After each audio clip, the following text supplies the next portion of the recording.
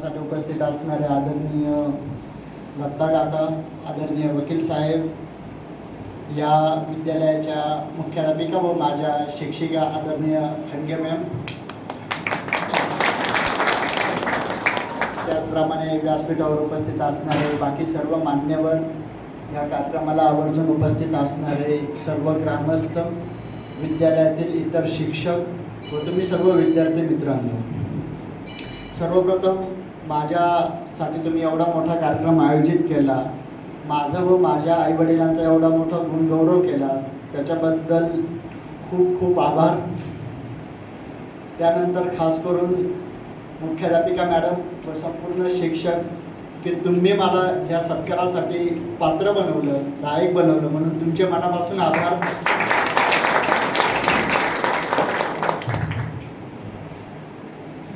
काही पूर्वनियोजित कार्यक्रम असल्यामुळे थोडासा मागे पुढे वेळ झाला, त्याच्याबद्दल दिलगिरी व्यक्त करतो व मुख्य भाषणाची सुरुवात करतो. माझं 1ली ते 4थीचं शिक्षण जिल्हा परिषद शाळा धुंदूरनगर येथे झालेलं.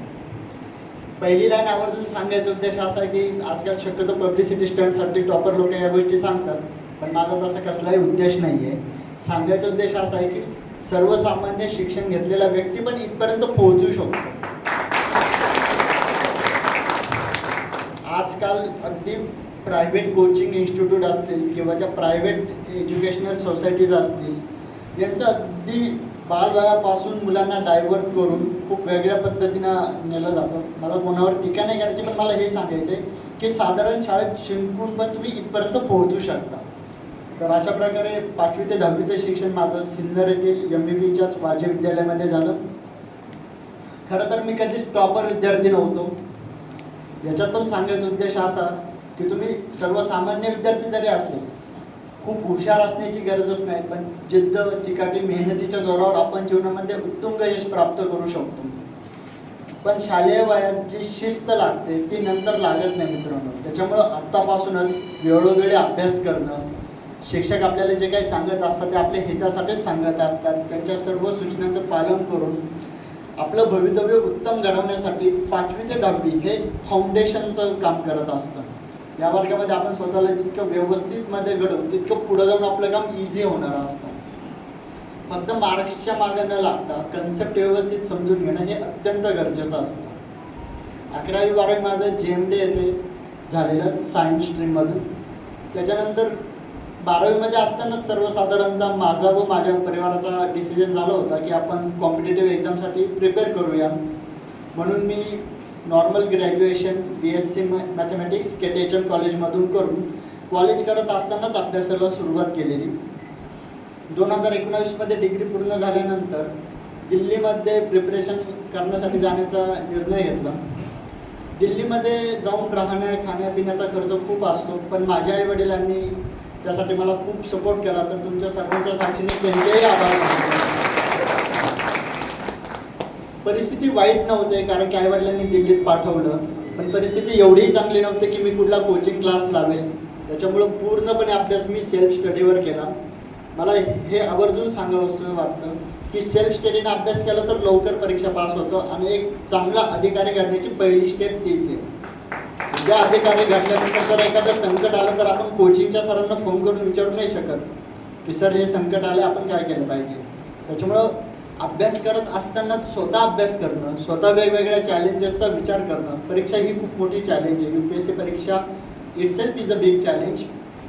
तर अभ्यास करण्यापासूनच त्याची खऱ्या अर्थाने अधिकारी बनायला आपली सुरुवात होते. अशा प्रकारे सेल्फ स्टडी सुरू झाला. 2020मध्ये कोविडमुळे सर्वत्र लॉकडाऊन लागलं. लॉकडाऊनमध्ये मग घरी आलो त्याच दिवशी आमचे मामा श्री कांताराम माळी साहेब त्यांनी मला सांगितलं की सिन्नरमध्ये त्यांचा एक फ्लॅट खाली आहे, तू तिथं जाऊन राहा आणि तू तिथं सर्व अभ्यास कर. तर त्यांच्या या एका सल्ल्यामुळं लॉकडाऊनमध्ये मी आणि माझा मित्र आम्ही दोघं तिथं राहायचो. आम्ही दोघंच असे असू ज्यांनी लॉकडाऊनचा पूर्ण उपभोग घेतला, पूर्ण उपयोग करून खूप अभ्यास केला. लॉकडाऊनमध्ये कुठलंही डिस्टर्बन्स नव्हतं, काहीच नव्हतं आणि त्याची कॉम्पिटेटिव्ह एज आम्हाला आज प्राप्त झालेली आहे. तर अशा प्रकारे जे काही चॅलेंज येतात त्याचं संधीमध्ये रूपांतर करण्याचं कौशल्य थोड्या मोठ्यांच्या आशीर्वादाने आपल्याला नेहमीच प्राप्त होतं. त्याच्यानंतर फर्स्ट अटेम्प्ट दिला, प्रिलिम परीक्षा पास झालो. UPSCचा पॅटर्न सर्वांना ज्ञात असेल, पण मी एक शॉर्टकट 1 मिनिटामध्ये सांगतो. ही परीक्षा 3 टप्प्यात घेतली जाते. पहिली परीक्षा असते पूर्व परीक्षा, ज्याच्यामध्ये 2 पेपर असतात. दोन्ही ऑब्जेक्टिव्ह असतात, म्हणजे MCQ दिलेले असतात, आपल्याला योग्य पर्याय निवडायचे असतात. 100 क्वेश्चन असतात. कोणीही कितीही हुशार असलं तरी 100 पैकी 35 ते 40च प्रश्न सुटतात. मोबाईल दिला, इंटरनेट दिलं तरी 100च्या 100 प्रश्न सोडवू शकत नाही, एवढी अवघड ती परीक्षा असते. दुसरी परीक्षा असते मुख्य परीक्षा, जी की लेखी स्वरूपात घेतली जाते. त्याच्यामध्ये 9 पेपर असतात. साधारणतः 2300 मार्काची ही परीक्षा असते. 9 पेपर, प्रत्येक पेपर 3 तास लिहायचा असतो. आपण शाळेमध्ये जे 3 तास वार्षिक परीक्षेचे पेपर लिहितो ते हार्डली 15 पानाचे पेपर असतात. तिथं 50 पानाचा एक पेपर असतो आणि तेवढे ते 3 तासात लिहिणं खूप चॅलेंजिंग गोष्ट आहे. कारण तिथं आपल्याला जे काय लिहायचं आहे ती पूर्ण कायद्यांची भाषा, वकील साहेबांना पूर्णपणे अंदाज असेल की ती किचकट गोष्टी असतात त्या व्यवस्थित मांडणं, त्यातल्या त्रुटी शोधणं, त्या त्रुटींचं सोल्युशन पण देणं. खूप सारे देश पातळीवरच्या प्रश्नांची उत्तर आपल्याला तिथं लिहायची असतात आणि एवढ्या कमी वेळात या सर्व गोष्टी कव्हर करणं खूप चॅलेंजिंग असतं. मुख्य परीक्षा पास झाल्यानंतर इंटरव्ह्यू असतो. इंटरव्ह्यूमध्ये नॉलेज चेक होत नाही, कॅरेक्टर चेक होता. आणि UPSCच्या इंटरव्ह्यूचं रहस्य म्हणजे आपल्याला माहीतच नसतं की आपला इंटरव्ह्यू कसा घेतला जाणार आहे, आपल्याला काय प्रश्न विचारणार आहे आणि त्या प्रश्नांच्या माध्यमातून आपलं कॅरेक्टर कसं चेक होणार आहे. इंटरव्ह्यू प्रिपरेशनला आपल्याला साधारणतः 2 महिने भेटतात, पण 2 महिन्यात आपण आपलं कॅरेक्टर बनवू शकत नाही. त्याची सुरुवात आपला जन्म झाल्यापासून तर इंटरव्ह्यूला जाईपर्यंतच झालेली असते. तर आईवडिलांमुळं, परिवारामुळं, नातेवाईकांमुळं, उत्तम प्रकारच्या शिक्षक शिक्षिका व महाविद्यालय प्राप्त झाल्यामुळे ते कॅरेक्टर व्यवस्थितपणे बनलं आणि त्याचा डायरेक्ट इम्पॅक्ट इंटरव्ह्यूमध्ये झाला. तर 2021मध्ये मी प्रिलिमची परीक्षा पास झालो, पण अभ्यास कमी असल्यामुळे मुख्य परीक्षा मी पास करू शकलो नाही. तर अपयश मित्रांनो येत असतं, पण खचून जायचं नाही. मी स्वतः खूप डिप्रेस झालो होतो की म्हणलं यार आपल्याकडून होणार नाही, पण आईवडिलांनी खूप सपोर्ट केला. माझ्या मित्रांनी वेळोवेळी मला मदत केली आणि त्यातून मग त्यांनी सांगितलं की नाही यार, राष्ट्रीय पातळीची एक्झाम आहे, थोडीशी टफ असणार आहे, त्यात आपण खूप सर्वसामान्य बॅकग्राऊंडमधून येतो, तर आपल्यासाठी चॅलेंजेस आणखी थोडे जास्त प्रमाणावर असतात. म्हणून पुन्हा एकदा अटेम्प्ट द्यायचा प्रयत्न केला. पुन्हा कोरोना चालूच होता. इथं संतांचं एक वचन मला निश्चितपणे सांगावं असं वाटतं की सकल सुखांचा केला त्याग, म्हणून साधीचे तो योग, राज्य साधनाची लग बघ ऐसी केली. तेव्हाच्या काळात खूप सारे चॅलेंजेस येत होते. माझ्याबरोबरचे मित्र आराम करत होते, पण मी ते सर्व सुख टाळून संघर्ष करत राहिलो आणि त्याच्यामुळेच आज जो काही योग प्राप्त झाला ते सर्व ते. अर्थात श्रीरामाला पण राज्याभिषेकापूर्वी 14 वर्ष वनवास करावाच लागला होता, तर म्हणलं आपण तीच केतकी मुली आहे.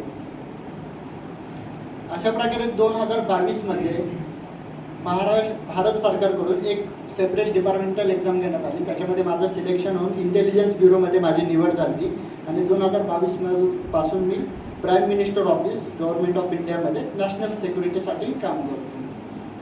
खरं तर जॉब प्राप्त झाला होता, पण त्या जॉबचे 2-3 खूप असे अवघड चॅलेंजेस होते की आम्हाला त्या ऑफिसमध्ये मोबाईल अलाउड नाही, कोणालाच कुठलाच मोबाईल अलाउड नाही आहे. ऑफिसमध्ये इंटरनेट अलाउड नाही आहे. देशाच्या सुरक्षिततेच्या दृष्टीतून घेतलेले ते एक महत्त्वाचे निर्णय असतात.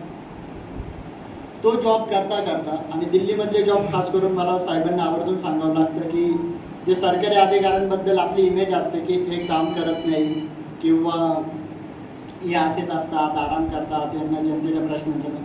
तर तसं नाही आहे. माझ्या युनिटचा दररोजचा रिपोर्ट प्राईम मिनिस्टरांना रोज संध्याकाळी जातो. आम्ही किती काम केलं हे त्यांना रोज आम्हाला सांगावं लागतं. तर अक्षरशः आम्ही धावत पळत काम करत असतो.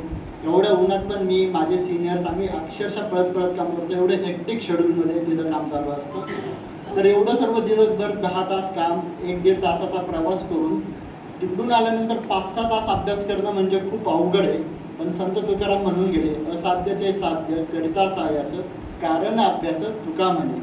तर म्हणलो यार आपलं स्वप्न आहे, ऑलरेडी जॉबमध्ये सेटल झाल्यानंतर खरं तर आपण डायव्हर्ट होतो. आपल्याला वाटतं आता आयुष्यात बस आता कशाचीच गरज नाही आहे, आपल्याला खूप चांगली सॅलरी, आपली फॅमिली पण खुश आहे. पण कुठेतरी मनामध्ये त्याचे अपूर्ण स्वप्न होतं, ते पूर्ण करण्याची एक जिद्द मनामध्ये नेहमीच होते.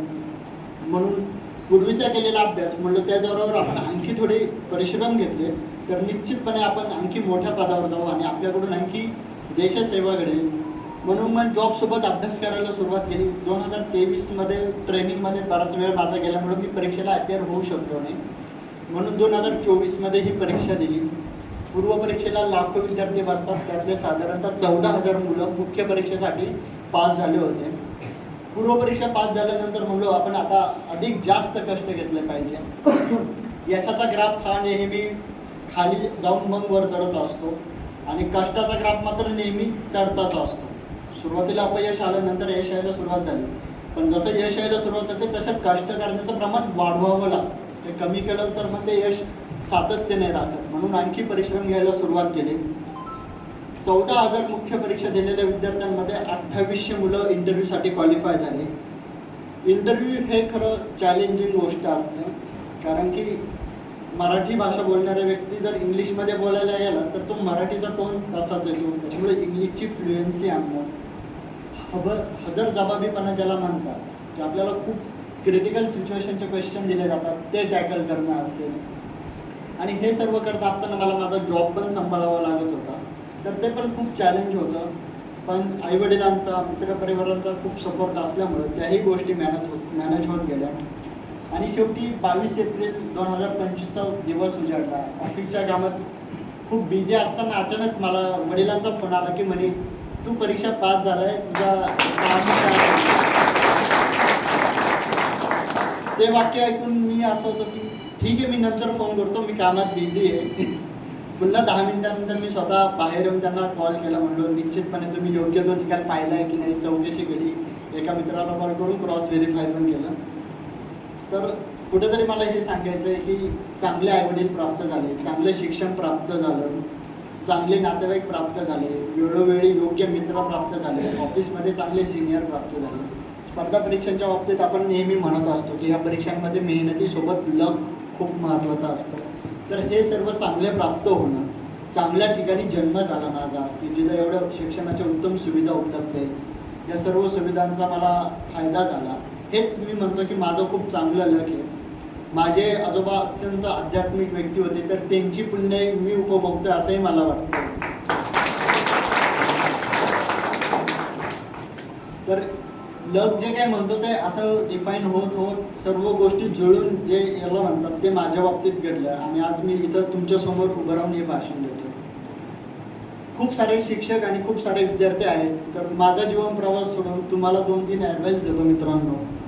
सर्वप्रथम अभ्यास करताना खूप व्यवस्थित अभ्यास करायचा. आपल्याला गृहपाठ लिहायला सांगितलं म्हणून पुस्तकातून बघून लिहून दुसऱ्या दिवशी शिक्षकांना दाखवायचं आहे म्हणून अभ्यास करू नका.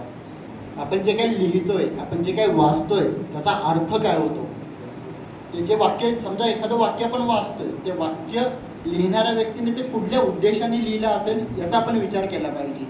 की अरे आपण एक कविता वाचली तर ह्या कवितेतून नेमकं त्या कवीला काय आपल्याला उद्देश करायचा आहे, किंवा जी कविता आपल्या पाठ्यक्रमामध्ये सिलेबसमध्ये ॲड केली तर त्याच्या पाठीमागचा उद्देश काय असेल.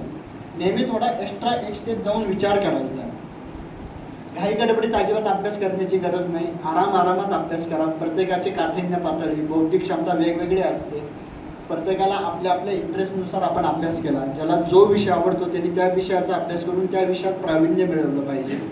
काही विद्यार्थ्यांना कुठलाच अभ्यास आवडत नाही, तर त्यांना कला क्षेत्र असेल, स्पोर्ट्स असेल किंवा वेगवेगळे स्किल्स असतील, टेक्नॉलॉजीचा येणारं युग आहे, तर टेक्नॉलॉजिकल खूप नवीन पिढी टेक्नॉलॉजीमध्ये खूप एक्सपर्ट आहे. तर तुम्हाला त्या क्षेत्राची आवड असेल तर त्या क्षेत्रामध्ये पण आपण करिअर करण्याचा विचार केला पाहिजे. यूट्यूबवर व्हिडिओ बघण्यापूर्वी आपण हा विचार केला पाहिजे की यार हे यूट्यूब म्हणजे नेमकं काय, याच्यावर व्हिडिओ टाकला कसा जातो, जो व्हिडिओ टाकतोय त्याला काय फायदा होतो, आपण बघतोय तर तो आपल्यापर्यंत येतो कसा आहे, आपण बघितल्यामुळे कोणाला फायदा होतो. नुसतं त्या व्हिडिओमध्ये काय हे नका बघू, की पाठीमागच्या गोष्टींचा बॅकग्राऊंडचा अभ्यास करा, त्याचा आपल्याला ॲक्च्युअलमध्ये उपभोग होणार आहे. खरं तर शिक्षकांना काही सांगावं एवढा मोठा नाही आहे मी, पण प्रयत्न करतो कारण की त्यांचाच विद्यार्थी आहे. फक्त मुलांना वह्या, पुस्तकं, ते जे टिपिकल शालेय शिक्षण आहे त्याच्यात अडकून न ठेवता त्यांच्या कलागुणांना वाव भेटेल अशा प्रकारचं शिक्षण आपण त्यांना दिलं पाहिजे. खास करून टेक्नॉलॉजिकल एज्युकेशन असेल, त्यांची क्रिटिकल थिंकिंग गरजेची आहे. मला इंटरव्ह्यूमध्ये एकही त्यांनी अपेक्षित असा प्रश्न विचारला नाही. सर्व प्रश्न असे होते की ऑन दी स्पॉट तू विचार कर आणि विचार करून आम्हाला लगेच उत्तर दे. कुठलाही असा सर्वसाधारण प्रश्न मला कधीच विचारलेला नव्हता त्यांनी. तर ते क्रिटिकल थिंकिंग डेव्हलप करण्यासाठी आपण त्यांच्याकडून प्रयत्न करून घेतले पाहिजे. त्याच्यानंतर त्यांना वेगवेगळे इनोव्हेटिव्ह चॅलेंजेस देऊन एखाद्या मोठ्या प्रॉब्लेमचं सोल्युशन मुलं कशा प्रकारे शोधू शकता अशा प्रकारचे काही उपक्रम आपण घेतले पाहिजे. शिक्षकांपेक्षा आजच्या काळात जास्त रोल महत्त्वाचा जर कोणाचा असेल तर तो पालकांचा आहे. शिक्षकांकडे मुलं 4 ते 5 तास असतात, पालकांकडे मुलं 24 तास असतात. सर्व पालकांची ही अपेक्षा असते की माझ्या मुलाने खूप मोठं व्हावं, खूप मोठ्या पदावर जावं.